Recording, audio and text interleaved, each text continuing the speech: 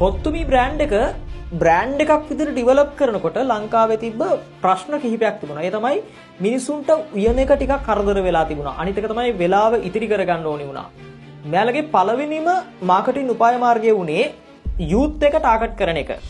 කොත්තුමි brand එකක් විදිහට develop කරනකොට මෙයාලා 7 P's ගැන සැලකිලිමත් වෙනවා.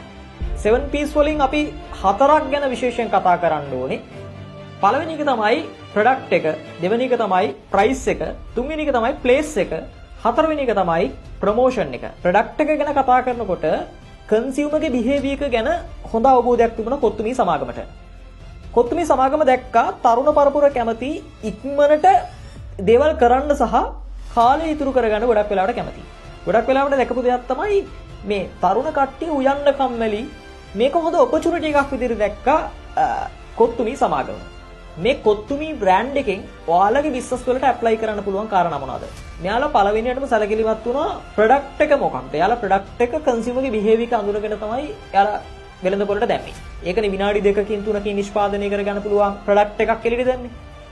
අනිත් එක තමයි ප්‍රයිස් එක. හැමෝටම ගන්න පුළුවන් මිලකින් මෙයාලගේ ප්‍රොඩක්ට් එක ප්‍රයිස් කරා. අනිත් එක තමයි තුන්වෙනි කාරණාව තමයි මෙයාලා ප්ලේස් එක. මෙයාලා හරි තැන මෙයාලා ප්ලේස් කරා. පෙට්ටි කඩෙත් තිබුණා. මෙයාලා සමහරලාට සුපර් මාකට් එකෙත් තිබුණා. මේ අවైలබිලිටි කියන එක හදලා තිබුණා. ඉතින් අනිත් එක තමයි ප්‍රොමෝෂන්. කොයිම වෙලාවකත් මෙයාලගේ ප්‍රොමෝෂන් අතරුන්නේ නැහැ. මගේ බ්‍රෑන්ඩ් එක දැන් හොඳයි. මගේ බ්‍රෑන්ඩ් එක ගොඩක් වෛරල් වෙලා තියෙන. දැන් මට ප්‍රොමෝෂන් කරන්න ඕනේ නැහැ කියලා මෙයාලා නතර කරේ නැහැ මෙයාලගේ කැම්පේන් එක.